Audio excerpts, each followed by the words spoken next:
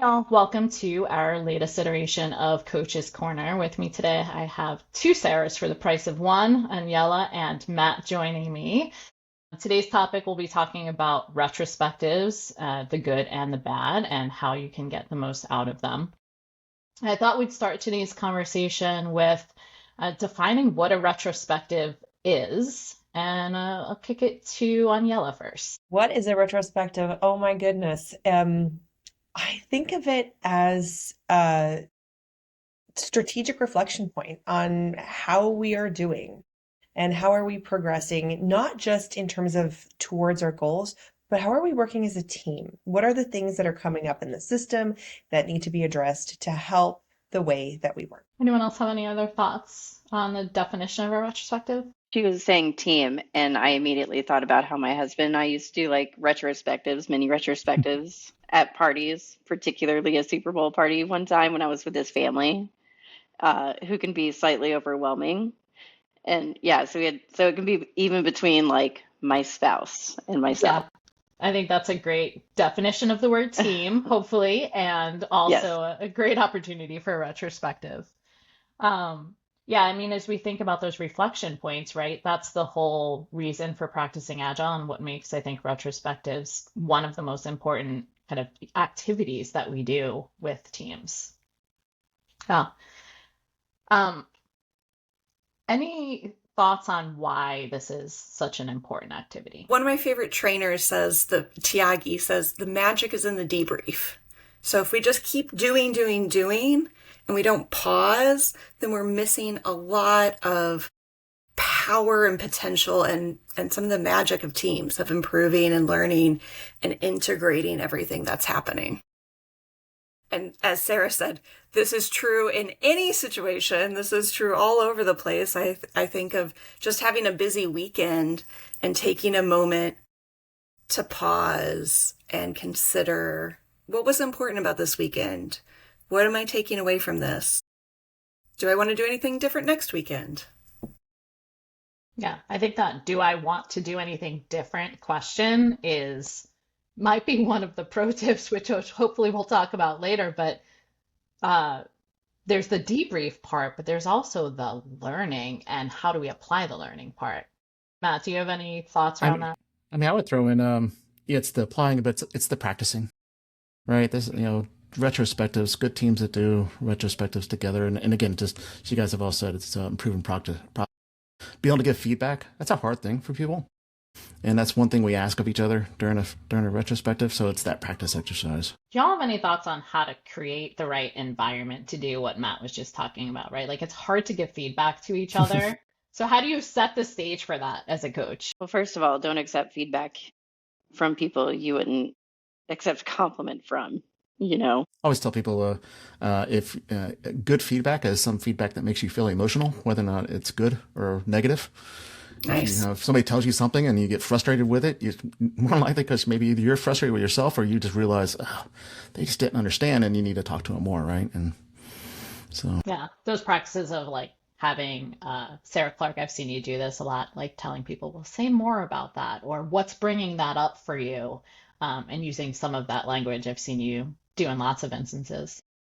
And I think there's a piece about, can we separate the personal from the behavior? And that's a really hard lesson for many folks, not everyone, but for some. And so as a team, can we practice naming that?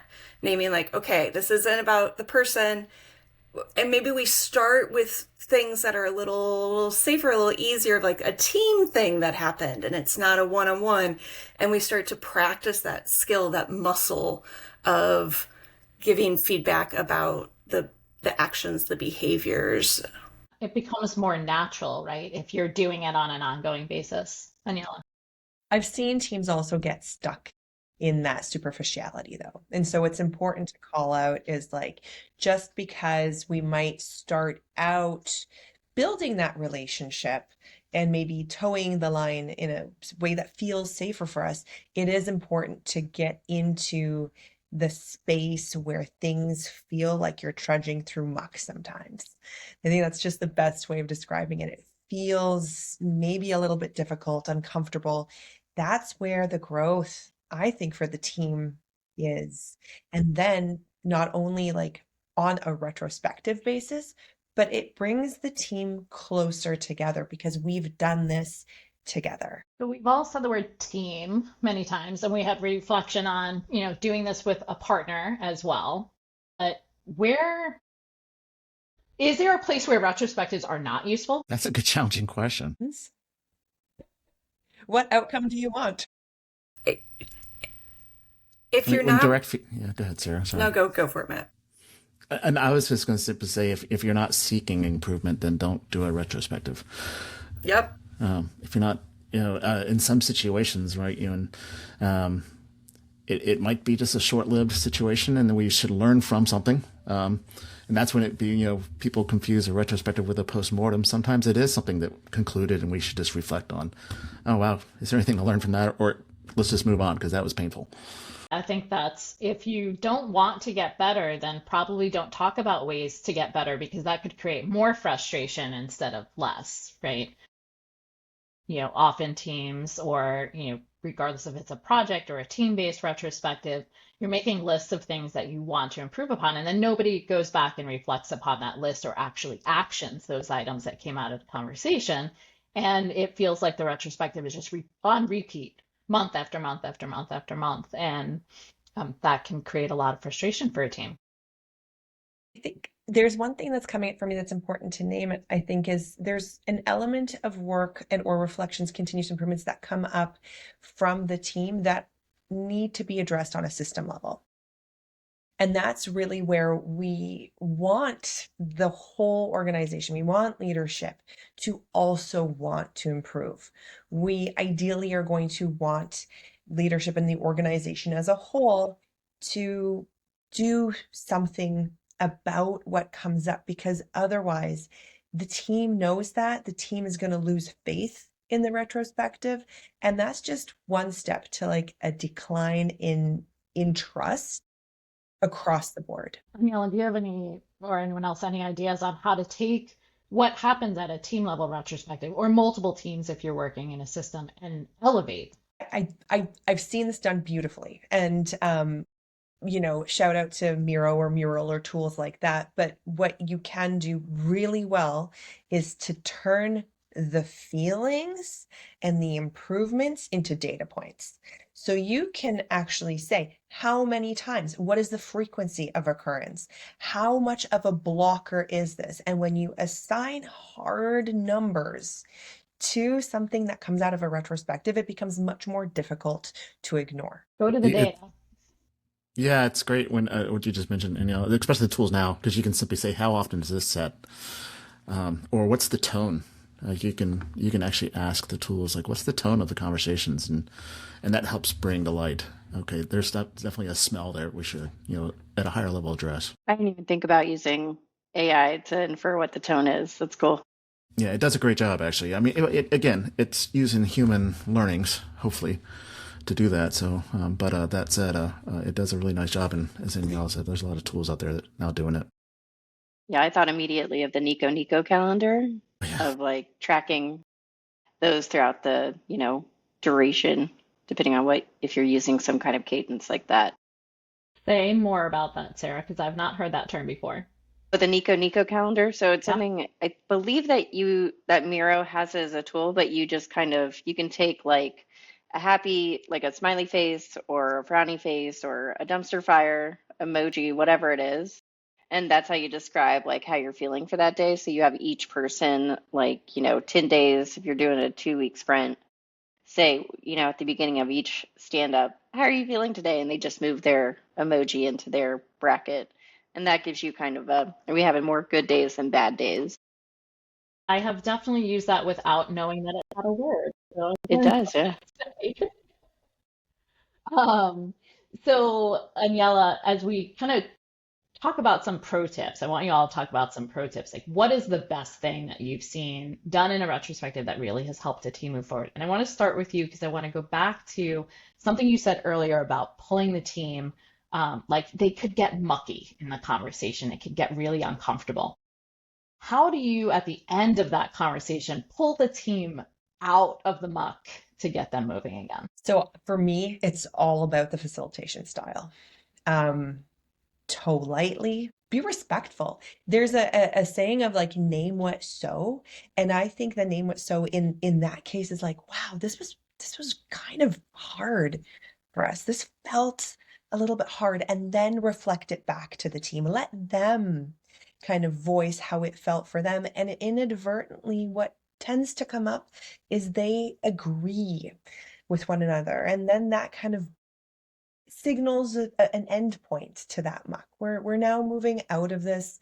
We're moving forward. I used to use appreciations at the end of each retro, whether it was on the team or outside of the team, where each person could appreciate somebody else, but that person could not do a retro appreciation to the person who just named them. Otherwise, it would go into like this cycle. So we would do that. It actually got kind of fun because it's like, oh, I can't appreciate you, but just know that you're appreciated. Sarah, go ahead. Asking why. So I've seen teams kind of going through, okay, we have our retro template that we're following and people answer the questions, but there in the facilitation is really, if we can ask, why did you say that thing? Like, say a little more about that. Maybe you have to ask why again. Like, why did that happen? Why does that work? And so you get a couple layers underneath, and that's often where the insights are really happening.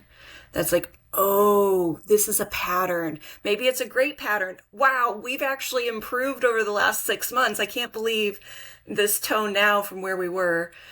Or it's a pattern of, oh, okay, this is an issue. We need to have another meeting to like talk about this thing more because actually this is going to prevent us from doing good work together. So ask why. I would just throw out, we recently went through some retrospectives with some change champion type roles, and we got to this they had the big list and it was hard to get there, and I'm like, well, what would happen if we did nothing for the next 2 weeks? So asking that critical questions of saying, or what's the worst that can happen, guys? And just to, one, to diffuse the group, and two, to recognize that, man, maybe to Sarah's point, hey, maybe it's not that bad. Maybe we've actually made a lot of progress, and we're just too stuck in the weeds right now to even to see it. So it was actually really interesting to go through that retrospective, have all these things come out, and then and everybody's, looking back and like think it's bad. I'm like, is it really that bad? We're actually in pretty good shape. And as a facilitator, sometimes you're not the content provider, right? You're just standing in the room and you guys say, what I just saw was a good book. I enjoyed it.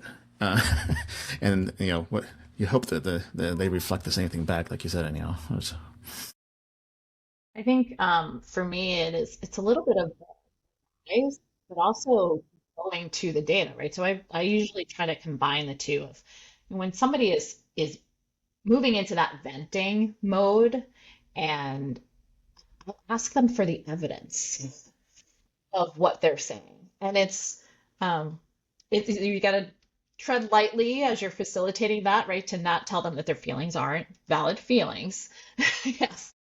But also to, Aniela and I have been maybe caught in this before together, but also to, get them out of the story they're telling themselves versus what's actually happening.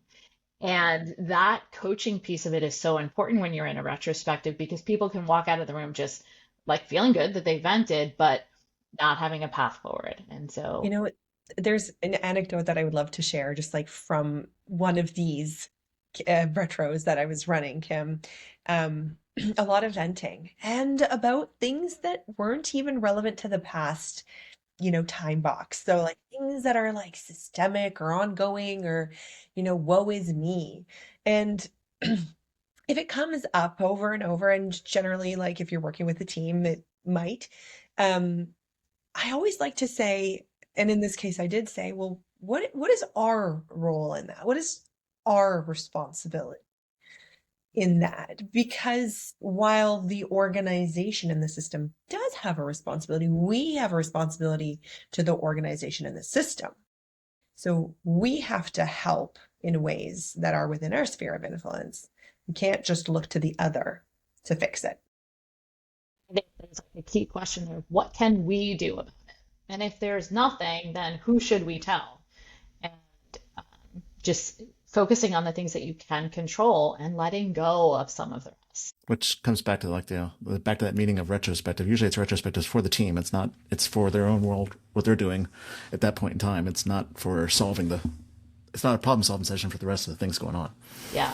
I think that's a great setting the stage point, Matt, right? Of like, we are here today to talk about us and how we can get better as a unit. And I think that helps orient teams quite well. I appreciate all of your time today. Thanks for joining this iteration of Coach's Corner, and we'll see you all soon. Thank Thanks. you. Thanks for having me. See you guys.